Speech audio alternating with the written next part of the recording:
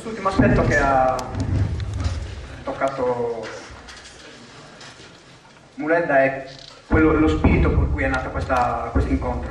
Noi ci siamo proposti di fare questo incontro proprio per questo, perché noi crediamo che vivere in questo paese abbia un valore, noi vogliamo vivere in questo paese e vogliamo viverci bene, non vogliamo viverci elemosinando, non vogliamo viverci chiedendo qualcosa a qualcuno, noi vogliamo viverci avendo quello che ci spetta, avendo pagato il frutto del nostro lavoro, nient'altro, niente di trascendentale, niente di utopistico, cose normali. Le nostre economie, come ho detto all'inizio, sono quelle che si sono salvate da molte altre cose in un modo abbastanza semplice, cooperando.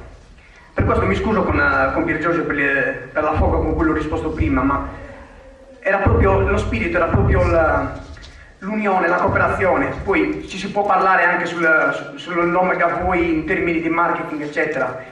Non è quello il problema, se si conviene, se è una cosa abbastanza conveniente, ma deve essere la coscienza di tutti a portare a questo, se conviene veramente a tutta la comunità. Non possiamo vederci all'interno di questo territorio come una comunità, per come dice Muleta, che potrebbe essere trainante, però alla fine deve trainare non solo i gavoisi, deve trainare tutti, deve trainare l'orlaesi, ovotesi, perché è così che potremo andare avanti, è così che potremo fregiarci veramente di un ruolo di traino. Se non trainiamo nessuno, se alla fine vendiamo le nostre poche forme di formaggio Gavoi, un esempio, e gli altri sono dietro, noi vivremo in una terra che avrà alcuni ricchi come adesso e molti poveri, e poi alla fine tra poveri nascono guerre, e poi alla fine, come stava dicendo Salvatore Marchi, il nostro compito, quello dei pastori, non è solo quello di fare il pastore, ma è quello di fare la piccola vedetta lombarda, perché alla fine stiamo guardando che non ci rubino il formaggio, che non ci rubino gli agnelli, stiamo facendo queste cose, stiamo facendo i pattuglianti e tutte queste cose qui. E questo per noi la cooperazione, i gruppi di acquisto come si dicevano, perché non l'hanno fatto anche a Foni, non l'hanno fatto in America Latina o in Australia. A Foni vendevano tutti gli agnelli di tutti i pastori assieme, concordavano il prezzo per tutto l'anno. Qui il prezzo degli agnelli parte con un prezzo, alla fine te lo svendono, dicono che non c'è mercato, però gli agnelli li comprano lo stesso. E allora non è vero che non c'è il mercato, ci speculano su questo, perché le leggi del mercato, della domanda e dell'offerta dicono che se io non riesco più a venderlo non lo compro, non riesco più a venderlo, perché ti compro una cosa? Invece loro ti dicono che la comprano, però non hanno mercato e te lo devono pagare poco, ed è un controsenso, è una contraddizione in termini, perché non si lo cucinano lo spiedo tutti quanti quelli che li macellano, li rivendono, è cari, perché poi quando le persone vanno a comprare le cose le trovano care, le nostre cose, quelle che noi svendiamo. E quindi deve essere uno scopo quello, anche non solo ai pastori ma anche ai non pastori, quello di privilegiare le cose dei nostri pastori. Alle ragazze, alle donne di adesso devono cominciare di nuovo a comprare le cose dai pastori stessi. Adesso sono pochissime quelle che riescono in saldo di nada a magurire una ervere, alla preparare. È più semplice comprare hamburger, a fare i sofficini Findus e queste cose qui. È più semplice, si rientra a casa, si frigge e si rientra. Però a magurire una ervere di un pastore si fanno due cose. Si nutrono i propri figli di cose sane e si aiuta l'economia di questo posto. Perché poi alla fine al signor Findus di Gavoi e dei nostri territori non gliene frega niente. Ai signori dell'hamburger di Gavoi e del nostro territorio non gliene frega niente. E se noi non siamo coscienti di questo, non riusciamo a capire che noi dobbiamo consumare le nostre cose, le nostre patate, le nostre cose, i nostri prodotti, sono la nostra storia, è il nostro futuro, è il nostro futuro. Senza di questo noi non andremo avanti. E ai politici che poi queste cose dovremmo dirle però, prima o poi. Noi stiamo cercando di coscientizzare le persone.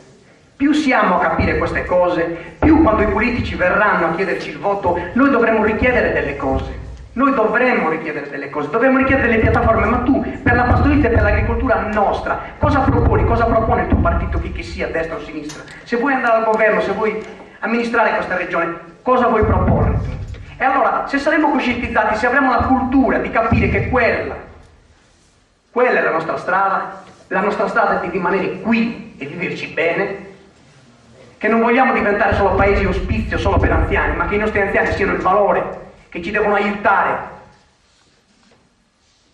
Bene, allora quei politici dovranno darci delle risposte, se no noi non li dovremmo votare e dovremmo non fare come a volte facciamo noi pastori, che tipo perché è un amico gli diamo il voto o è un amico gli diamo gli agnelli, e invece di unirci a prendere un esempio attuale di adesso, scusate, gli agnelli tutti insieme, ma gli ha sempre dato un amico, mi pare il lezzo, ma non gli dare lo stanno pure.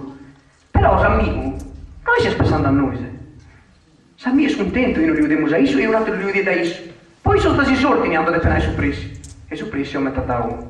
Il dottor Purina, lo ha esso. Non noi.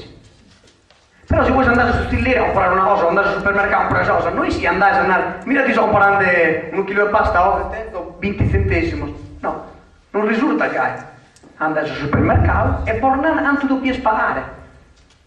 E noi non lo possiamo usare questo. Noi siamo usati, sono prodotti abbiamo gente e non possiamo urnare anche lo dobbiamo vendere. Non possiamo urnare e aumentare il professor Purina, anche nos ostala sul traballo per lo usare tutto questo prodotto. Questa è la disgrazia nostra. Però da questa disgrazia sarà prima o poi venerando e quindi dobbiamo essere solidali tra di noi, tornare a cooperare in una certa maniera. Sta suonando la campanella, adesso finisco. Per ricooperare, dicevo per cooperare. Perché non possiamo più continuare a lemosinare, non dobbiamo chiedere, dobbiamo pretendere, perché a chiedere, a lemosinare si perde la dignità. Perdiamo la dignità di un popolo. E questo i nostri figli non ce lo perdoneranno. Non ce lo perdoneranno.